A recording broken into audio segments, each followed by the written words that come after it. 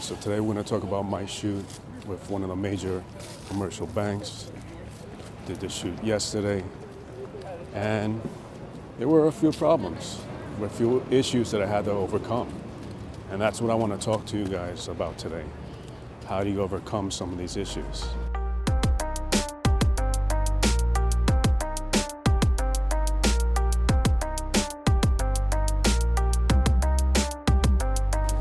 So I did a shoot yesterday with a major U.S. commercial bank, and they wanted me to shoot a special about Veterans Day.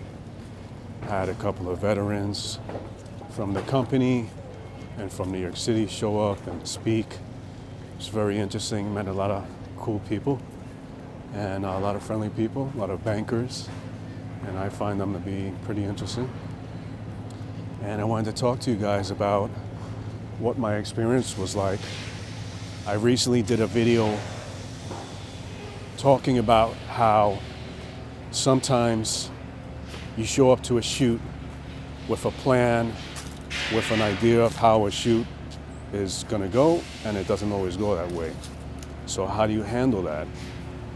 I had a Zoom conference call with the company prior to shooting, and our plan was to have one key speaker. So we were going to have one key speaker talking about Veterans Day and the company and different things for the company. Turns out there was going to be a total of 4 people speaking. So I had to find a way to get 4 mics into my cameras.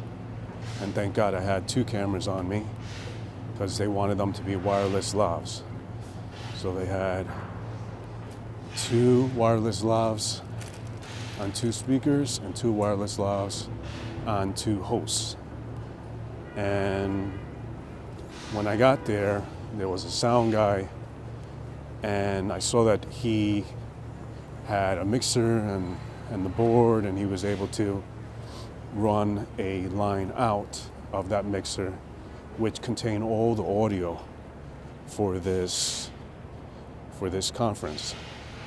And I was able to plug that into one of my cameras, getting the audio coming out of his soundboard into my camera. So that was one source of audio that I had.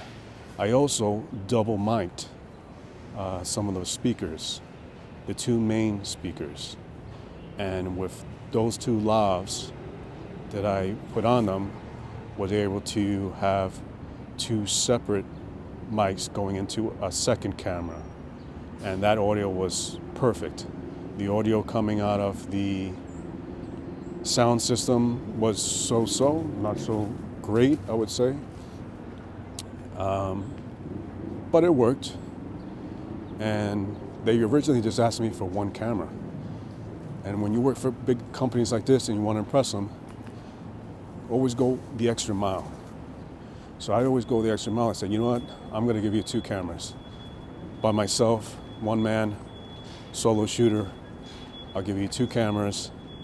And that way, when you guys edit this, you'll have 2 cameras, 1 main camera on the speakers, tight on the speakers, and a wide shot of the forum with the audience present.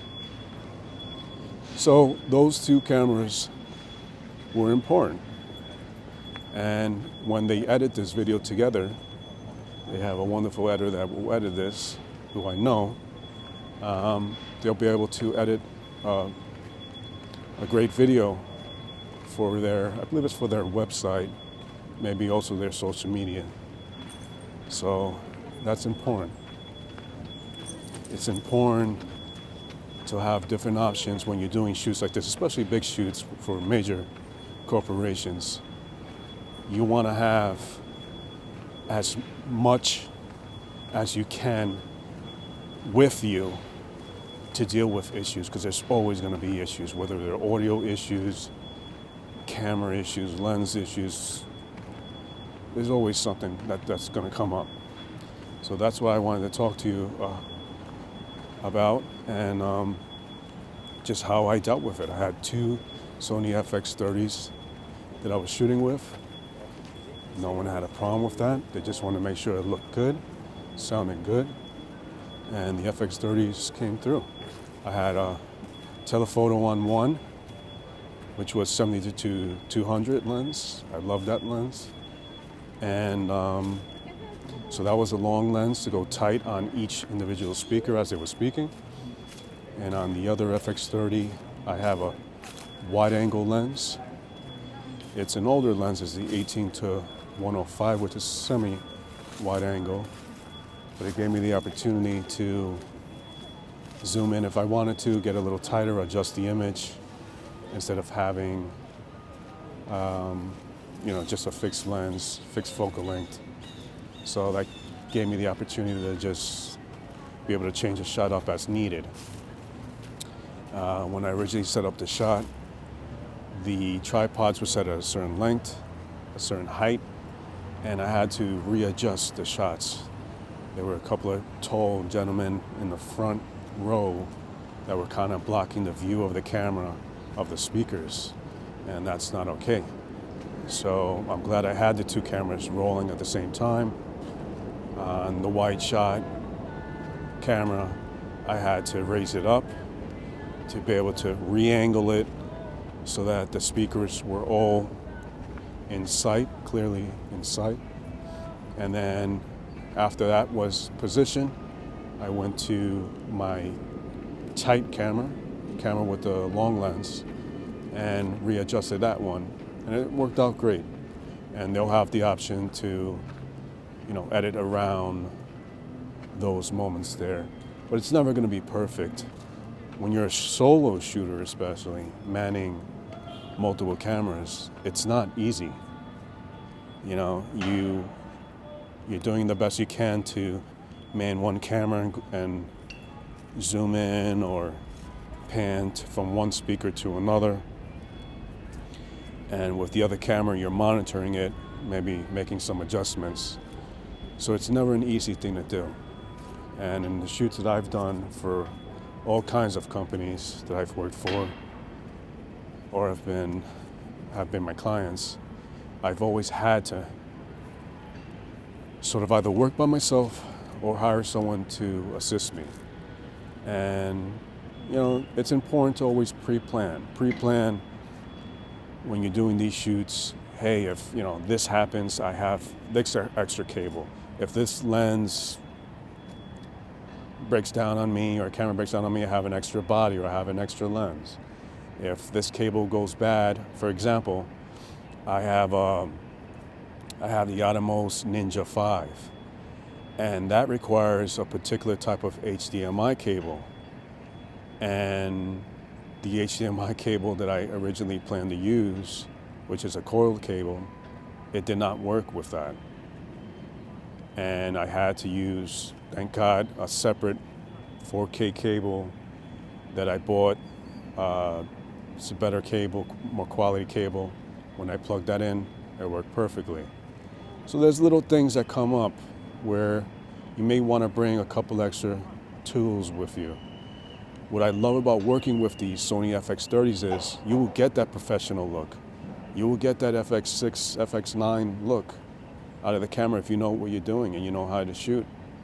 And the client will be happy with it. But what's nice about them is you're not carrying around, lugging around so much equipment and such large pieces of equipment. I was able in one little cart bring all of the equipment that I needed. My 2 camera bags, my light that I had 2 tripods, I had some XLR cables and other cables in the bag, along with some other items that I had to take with me. So this is all important to pre-plan, know what you're doing, speak to the people, speak to the clients that you're working with, find out what exactly is going to go down, how it's going to work, how long is it going to go for, so that you obviously have all your batteries charged up and have enough power for not only your cameras, but also for your monitors, for your lights, for everything else that you're dealing with.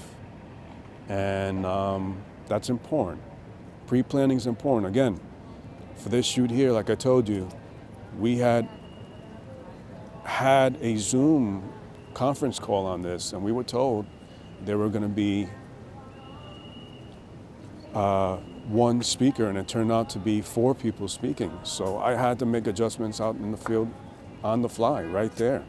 And it's just me working. I don't have an assistant. I don't have anybody else working with me. I can't run to a store and go get some extra supplies. I definitely couldn't go back home to get any more supplies. So you have to always think of it like that. Think about what could happen, what could go wrong, what you might need. Even if you don't need it, bring it with you so that you're always prepared. Because the last thing you want to be able to tell a client is, I can't do this, I can't shoot this, I don't have an extra mic, I don't have whatever cable I need. If I didn't bring my XLR cables to that shoot, again, it's supposed to be one person speaking. I had 2 lav. I had a dual lav, my Sony dual lav, set up ready to go. And it turned out to be 4 people speaking. So how did I solve it again? I laved up 2 main speakers. And then for the other 2 people, and then everyone in one, I had that audio out coming from the mixer. And thank God I had some long XLR cables to be able to reach from that mixer to my camera. Because without that, I wouldn't have had audio for everyone. And I'm sure the client wouldn't have been happy.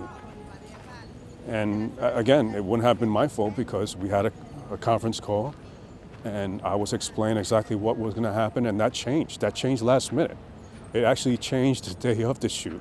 They decided they were going to have, another 2 people speaking. It wouldn't have been on me, but at the same time, a part of your job when you're doing these kind of productions, especially for these large companies, these large corporations, I've worked with everybody from different networks, ABC, CBS, Fox, NBC Universal. I've worked with IBM, HSBC. I've worked with all kinds of companies, and they're all different, and there's wonderful people working for each one of them.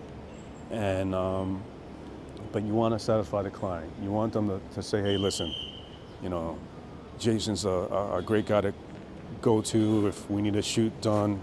He'll get the job done, and he'll know exactly how to handle any kind of situation that comes up.